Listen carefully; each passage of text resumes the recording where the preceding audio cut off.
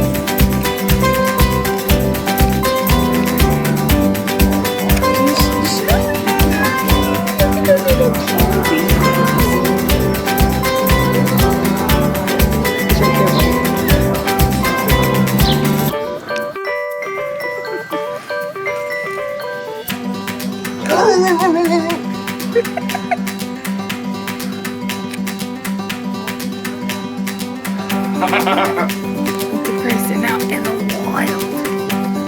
It's natural habitat. Touch it.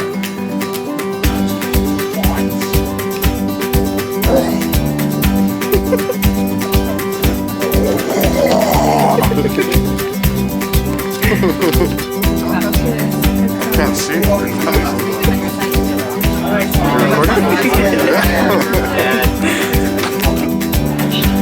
Please avoid them. Consider lean on they will pop open. Should a medical emergency arise though, and you sit anywhere in the first car close to the driver's seat, just yell out, "We need the medic, Carol."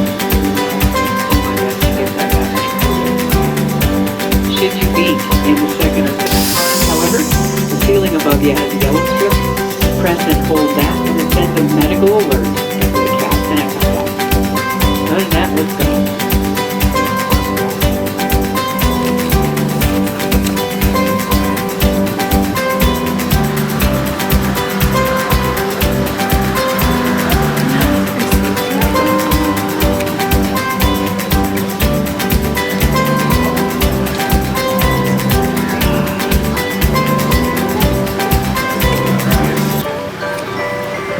A bit of East Africa on the left. We get a privileged view of right now, but we'll be talking about what's in there in roughly 20 minutes after we come back off the loop, because we're only out here for 25 minutes. It's like being out in the wild. You never know what you're going to see.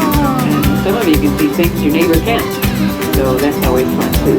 To our delight this time of year, you've got spring coming up just around the bend, and I'll tell you, there are some beautiful, beautiful moments out here, because this is the flyway for many migratory birds. We've had the Canada goose migration occurring out here for the past couple months, and soon we'll have cliff swallows coming back to build their nests under our ancient bridges to consider us a safe haven, as well as a few red-winged blackbirds making their appearance in this vicinity as well. Finding the reeds fascinatingly important for their nest sites on our right.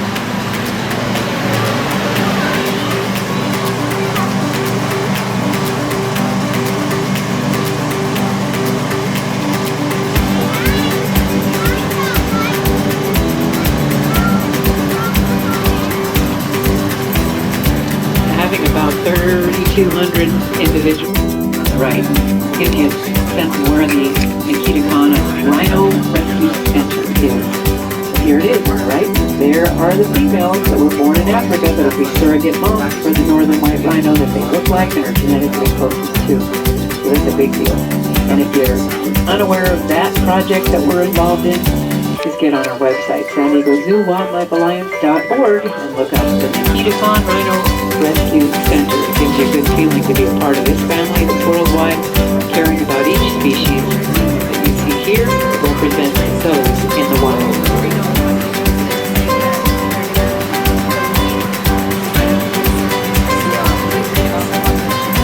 Now we'll be stopping momentarily, giving you a sense of where it all began as you look to the left at South Africa. And the first thing you'll notice, too, besides the variety of terrain that's out here, is the space that each individual is given. We need it, they need it, and our world is similar to theirs in that regard and more. And that's what we'll be sharing with you as insight to how nature nurtures us all in many, many ways. And with that, as you look at the watering hole, sometimes early in the morning, you'll see the Canada goose migration coming out here and enjoying the pond. Otherwise, they'll find even the erosion ditches after a rain important. Others, that is, besides the birds, to just enjoy and find solace in. So with that, let's head over the hill and see what we've got in store for us that's up close that we can all see. The fluffy brown coat, circle of white on the rear, indicative of the ellipse and water buck, easily distinguished them from others. And in tall grasses near the waterways where they dwell, an easy visual for them to cue in on, so the youngsters can actually follow the adults. So what a smooth move that is. Sometimes when you go out to events like you are today, sometimes families dress in a single color so they can distinguish each other by. So it really is amazing how that similarities in their world include just simple markings like that, or behaviors, or coloration. So with that said, to speak of color, we'll stop next to the Samarang gazelle on the right. They are sitting down, so when they do sit down, they blend into the dirt beautifully. But in 122 degrees Fahrenheit, which they can endure as desert dwellers, the white underbelly and white rear end are like white t-shirts on a hot day. In other words, they reflect the heat from the ground in their case and gives them an edge in survival. As unique as they all are, similarities will be inclusive as we move towards giraffe next, a few minutes down the road.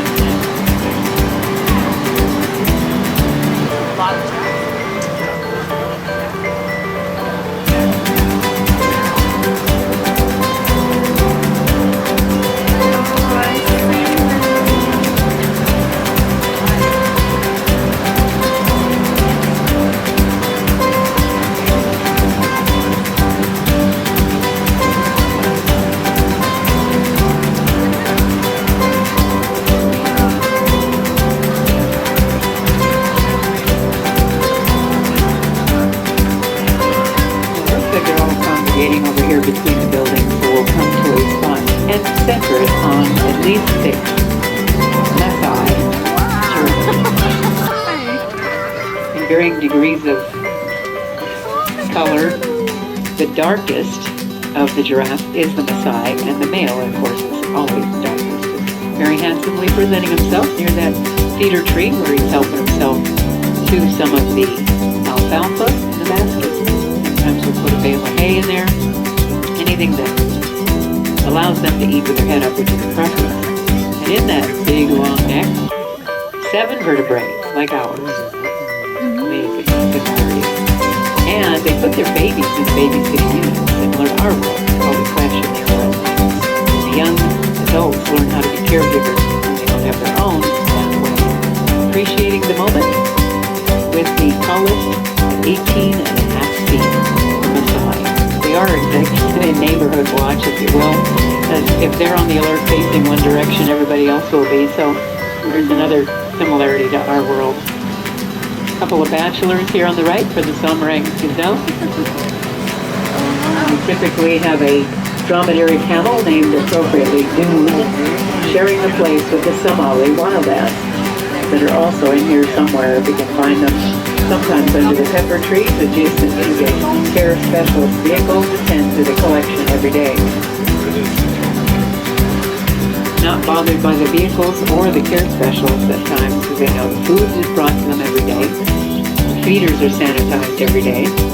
The place is cleaned every day. So this is a very big part of our success story. We want healthier species in general, and we share that with others. So we work with 52 countries, 6 continents, and we've done a lot of good together. You are part of the reason, because we're not for profit.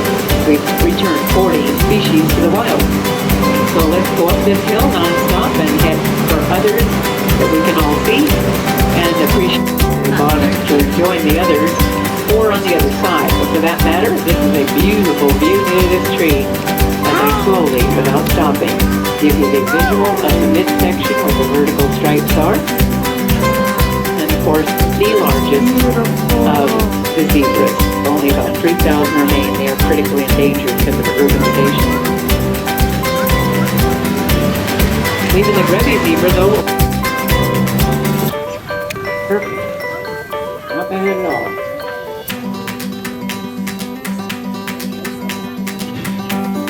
And without a doubt, the more you look, the more you might find it here, not just in the Grevy zebra, but others. Certainly the second herd structure for the Roman antelope is overall. Because we do want genetic diversity to be properly maintained. So basically we know who sired whom that way. It's called the SSP, the Species Survival Plan. Even the males of the Grevy zebras, the lowest, use the 3 ways they create overnight shortcuts are stable antelope. Impressive indeed, the way they sit leads in different directions, preventing predators from sneaking up on them. So where protection is important, space is important, and of course the accommodation nature provides for their survival, ours to enjoy. I'm sure spring is very much around the corner, because when African red coral trees like the one on our right are blooming this early, usually they don't bloom till March for a couple months. There's like a specific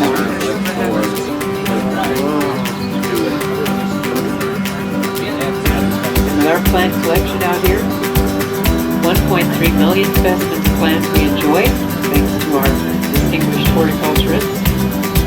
And of course, we work closely with the nutritionists, because you got to give the diet, a substitute diet to these species accordingly. And they'll propagate vegetation more than likely suitable indeed for both those in the zoo, and we learned early on when we had the steers apart that unless you have a lot of females together, they're not going to cycle.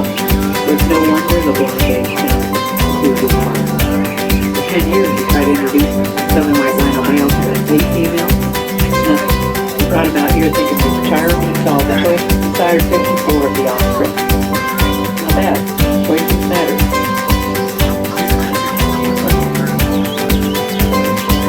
Others are so far away, you can't really get too near them unless you take one of those trucks out there. They're called wildlife safari trucks. Take them and you go out, enjoy the day for about an hour up close. It's amazing. There's so many in this 35 acres are not visible from this end.